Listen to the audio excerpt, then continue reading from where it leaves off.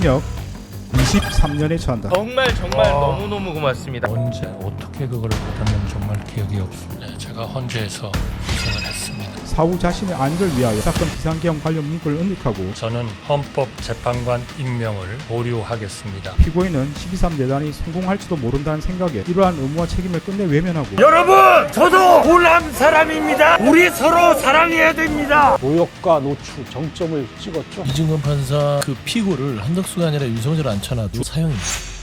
선고가. 이상민 같은 경우에도 굉장히 곤란해졌죠. 단전 잔주를 서로 협의하는 과정 같은 게 나왔기 때문에 실제로 지시는 이상민 장관 통해서 나갔단 말이죠. 이 사람은 법 전문가야. 법무부 장관이야 심지어. 근데 윤석열이가 계엄 발표하자마자 대한민국 거의 대부분의 국민들은 이건 불법 계엄인 걸 알았죠. 박성재는 이게 불법 계엄인 거를 몰랐을 수도 있지 않느냐. 그러니까 구속하지 마. 박성재가 지금 애매합니다. 그 사람은 두 가지, 출입국관리소, 교정부, 교도소. 근데 이 재판장이 이지가 판사예요. 기대가 커. 이번 한덕수 판결을 보고 가장 악소리가 났을 사람도 어쩌면 박성재였을지. 안녕하세요. 논설의 손원재입니다. 모처럼 가슴 뻥 뚫리는 시원한 소식이 있었죠. 이진관 재판부가 12.3 내란 중요임무 종사 등 혐의로 기소된 한덕수 전 국무총리에게 징역 23년을 선고하고 법정 구속한 일입니다. 내란 특검이 구형한 징역 15년을 8년이나 높은 중형 선고였는데요. 징역 23년에 처한다. 이 판결에 많은 국민이 감격을 감추지 못했습니다. 정말 너무너무 고맙습니다. 자, 이대로 형이 확정된다면 49년생이죠. 현재 만 77살인 한 전 총리는 100살이 돼서야 감옥 밖으로 나오게 됩니다. 고령 등을 고려해 일부 개인적으로는 안 됐다 이런 생각을 할 수도 있겠습니다. 하지만 12.3 내란의 밤부터 지난 대선에 이르기까지 격동의 고빗길마다 한 전 총리가 취했던 행위와 태도를 하나하나 돌아보면 이번 판결은 너무도 당연한 업보요 정당한 응징이다 이렇게 보지 않을 수가 없겠습니다. 한 전 총리 계엄 당일에 윤 전 대통령으로부터 계엄 문건을 직접 받았죠. 그러고서도 받은 적이 없다. 국회와 헌재에서 여러 차례 거듭 거짓말을 했습니다. PPT 한 장만 띄워주실래요?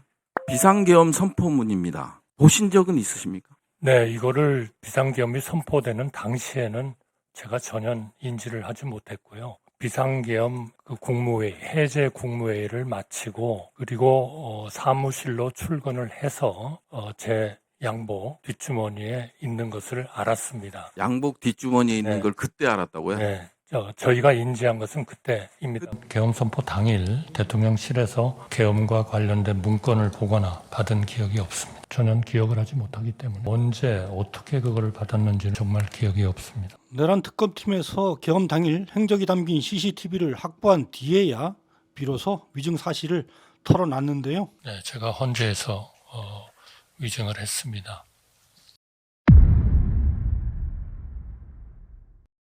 한 전 총리는 내란이 실패한 뒤에도 내란 수계 윤 전 대통령의 임기를 지켜주기 위해서 온갖 꼼수를 다 부렸는데요. 저의 임기를 포함하여 앞으로의 전국 안정 방안은 우리 당에 일임하겠습니다. 윤 전 대통령이 직을 유지한 가운데 한동훈 당시 국민의힘 대표와 함께 공동으로 국정을 운영하겠다 이렇게까지 밝혔습니다. 신속한 탄핵을 원하는 민심을 거슬러서 윤 정권의 생명을 연장하려 한 것입니다. 여당과 함께 지혜를 모아 모든 국가 기능을 안정적이고 원활하게 운영하겠습니다. 국회 탄핵 소추 뒤에는 헌법재판관 임명을 거부하면서 헌재 탄핵 심판을 무산시키려 책동했죠. 이때 가졌던 답답함, 울분 기억하시는 분들이 많으실 겁니다. 여야가 합의하여 안을 제출하실 때까지 저는 헌법재판관 임명을 보류하겠습니다. 당시 헌법재판관 후보자 3명에 대해 국회 인사청문회도 다 끝난 상태였는데요. 헌재도 대법원도 국회를 통과한 헌법재판관과 대법관 후보는 바로 임명하는 게 헌법에 부합한다 이렇게 밝힌 바 있었습니다. 그런데도 뒤늦게 입장을 바꾼 국민의힘의 반대를 이유로 해서 임명을 거부한 겁니다. 탄핵 심판을 막아서 윤석열의 임기를 지켜주기 위한 노골적인 저항이었다 이렇게 얘기할 수밖에 없겠습니다. 이토록 열심히 윤석열 보위에 나선 이유가 결국 자신의 내란 관여 사실을 감추고 어떻게든 처벌을 피해보고자 했던 것이다. 이런 사실이 이번 1심 판결을 통해서 낱낱이 드러난 거죠. 그럼에도 피고인은 12.3 내란이 성공할지도 모른다는 생각에 이러한 의무와 책임을 끝내 외면하고 오히려 그 일원으로서 가담하기로 선택하였습니다. 중간에 탄핵 소추돼서 실제 거부권 행사로 이어지지는 않았지만 내란 수사를 위한 특검 법안과 김건희 특검 법안에 대한 거부권 행사를 시사하기도 했었죠. 어떻게 하면 특검 추진과 임명이 헌법과 법률에 따라 한치 기울어짐 없이 이루어졌다고 국민 대다수가 납득하실지 여야가 타협안을 토론하고 협상하는 것부터 시작해야 한다고. 이 역시 자신의 내란 관여 사실에 대한 수사를 막기 위한 목적 때문이었음이 분명해졌습니다. 피고인은 국무총리로서 12.3 내란의 진실을 밝히고 그에 합당한 책임을 지기는커녕 사후 자신의 안위를 위하여 이 사건 비상계엄 관련 문건을 은닉하고 허위 공문서를 작성하였다가 폐기하였으며 헌법재판소에서 위정하였습니다. 한 전 총리는 윤석열 탄핵 뒤에는 권한대행 자리마저 팽개치고 대선에 출마하면서 노역과 노추, 정점을 찍었죠. 여러분, 저도 호남 사람입니다. 우리 서로 사랑해야 됩니다. 후보님께서는 왜 지금 뒤늦게 나타나서 국민의힘의 경선 다 거치고 돈 다 내고 저는 모든 절차를 다 따랐어요.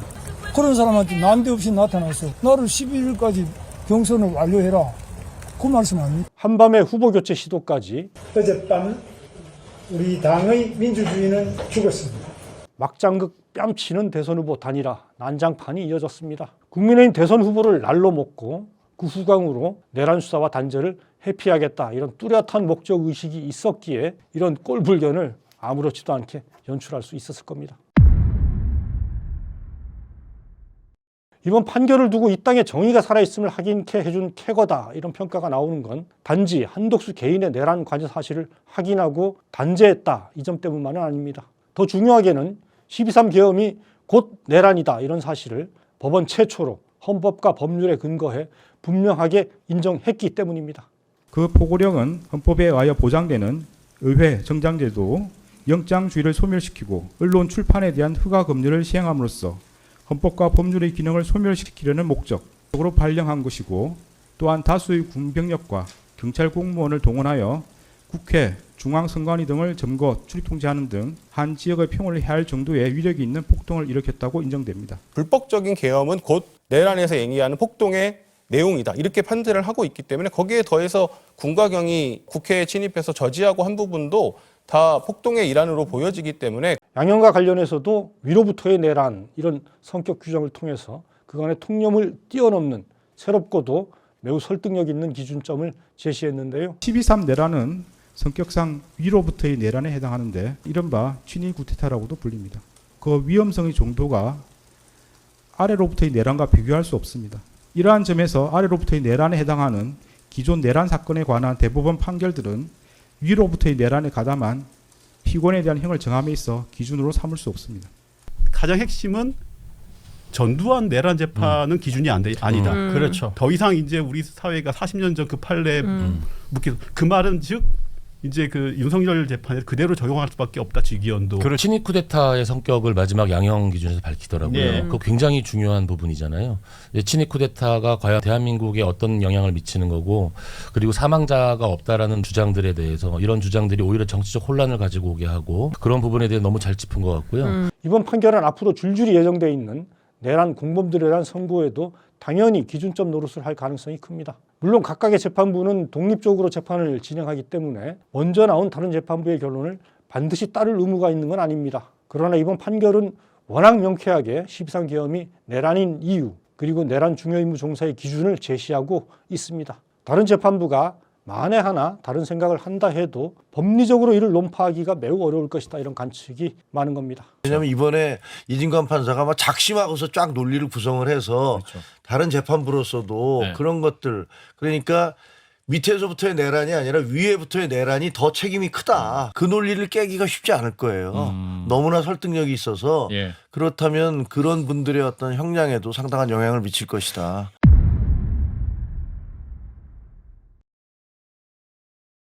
형량 산정에서도 중거로 작용할 수 있는데요. 한 전 총리는 언론사 단전 단수 문건을 같이 검토하고 국무회의 심의라는 외관을 형성해 준 점, 그리고 총리로서 불법 계엄을 중지하거나 제어하는 등 권한을 행사하지 않았다, 이런 이유로 중형을 선고받았습니다. 이에 비춰보면 내란 우두머리인 윤석열은 말할 것도 없고, 동일하게 내란 중요임무 종사 혐의로 기소된 다른 국무위원들의 재상은 더욱 크고 심각합니다. 만약 담당 재판부가 내란 사실과 중요임무 종사 혐의를 유죄로 인정한다면 한 전 총리보다 터무니없이 낮은 형을 선고하기란 매우 부담스러울 수밖에 없을 겁니다. 이진건 판사 그 피고를 한덕수가 아니라 윤석열 앉혀놔도 주어를 바꿔도 사형입니다.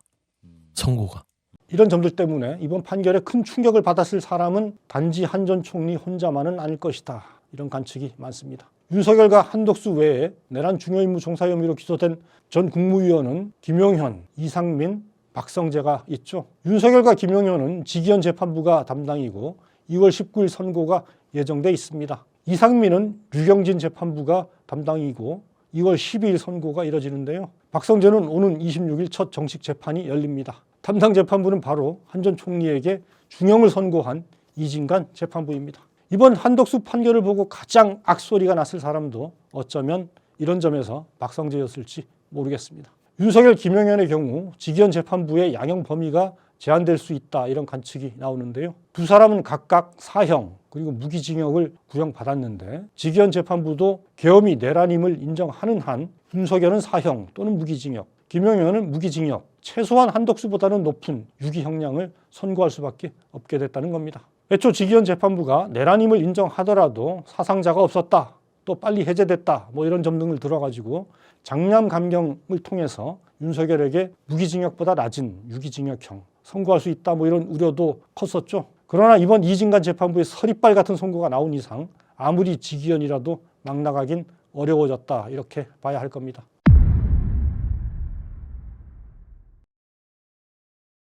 다만 여전히 지기현 재판부의 재판 진행에 대해서 믿지 못하겠다, 이런 시각도 있습니다. 특히 선고일을 2월 19일로 잡은 것을 두고 우려가 나오는데요. 아니, 피고인이 불출석해버리면 어떡하냐고. 아, 그럴 가능성도 있나요? 그렇죠. 이거는 사형 아니면 무기징역인데 그건 걸석 선고 못해요. 그래서 지기현 재판장이 2월 19일 꼭 출석해라라고 얘기를 한 건데 오히려 그게 힌트를 준 것 같아요. 그날 근데 지기현 판사는 그날이 목요일이란 말이에요. 그 다음날 20일까지만 근무하고 서울중앙지법을 떠나요. 선고 날짜를 이렇게 잡아놓으면 어떡해요. 그것도 이상해, 전. 물론 사형 또는 무기징역이라 해도 정당한 사유 없이 불출석할 경우에는 걸석으로 선고를 할 수 있다, 이런 보완 규정도 형사소송법에는 명시돼 있습니다. 그러나 지기현 재판부가 그동안 보여온 행태를 볼 때 과연 그렇게 원칙적으로 대응할 수 있겠느냐, 이런 의구심을 다들 지우지 못하는 겁니다. 그렇기 때문에 그 형사소송법에 나오는 그 피고인의 공판 불출석 규정에 따라 가지고 정당한 사유 없이 불출석했고 교도관에 의한 정상적인 구인이 불가능하다는 사정이 확실할 때, 이럴 때는 진행할 수 있습니다. 근데 지기현 부장이 그런 사정을 인정해가지고 바로 선고를 할지, 지금 보면은 이렇게 절차적인 만족감도 중요하지 않나요? 이런 얘기를 계속 하지 않습니까? 지기현 부장이 2월 23일자로는 서울중앙지법 판사가 아니란 말이에요. 이따가 날 테니까 만에 하나 그 19일하고 20일 목금밖에 없는데 그때 선고 못하는 상황이 되면, 그러면 새로운 재판부가 이거 변론 제기를 해서 공판 절차 갱신을 해야 돼. 만에 하나 그런 일이 벌어지면 내란 주범 두 사람에 대한 단죄가 또다시 기약 없이 미뤄지게 됩니다. 물론 지기현 재판부도 바보가 아니라면 그 경우에 따라올 국민의 분노가 얼마나 클지 모르지 않을 겁니다. 그런 식의 깽판을 치기는 그래서 어려울 겁니다. 그러나 애초 윤석열을 말도 안 되는 구금일수 계산 방식을 적용해서 풀어주리라, 이렇게 예상한 사람이 한 명도 없었던 만큼 끝까지 경각심을 놓지는 말아야겠습니다. 언론사 단전단수 지시 등의 혐의로 징역 15년형 구형받은 이상민 전 장관의 경우도 선고 때까지는 밤잠을 이루기 어려운 처지가 됐습니다. 한 전 총리의 경우 이상민과 함께 단전단수 지시가 담긴 계엄 문건을 같이 논의한 것만으로도 23년형을 선고받지 않았습니까? 물론 국무총리로서 잘못한 데 대해 가중처벌한 측면이 크죠. 그렇지만 단전단수라는 임무만 놓고 보면 직접 실행을 지시한 이 전 장관의 죄책이 훨씬 크다 이렇게 볼 수 있습니다. 이제 이상민 같은 경우에도 굉장히 곤란해졌죠. 왜냐하면 단전 단수를 서로 협의하는 과정 같은 게 나왔기 때문에 실제로 지시는 이상민 장관 통해서 나갔단 말이죠. 그러면은 한덕수 총리는 그냥 어찌보면 협의한 것밖에 없는데 그래도 중요 임무 종사로 봤는데 이상민 전 장관은 더 오히려 높거나 실제 집행을 했기 때문에 더 중요한 형이 나올 수 있을 걸로 보여요.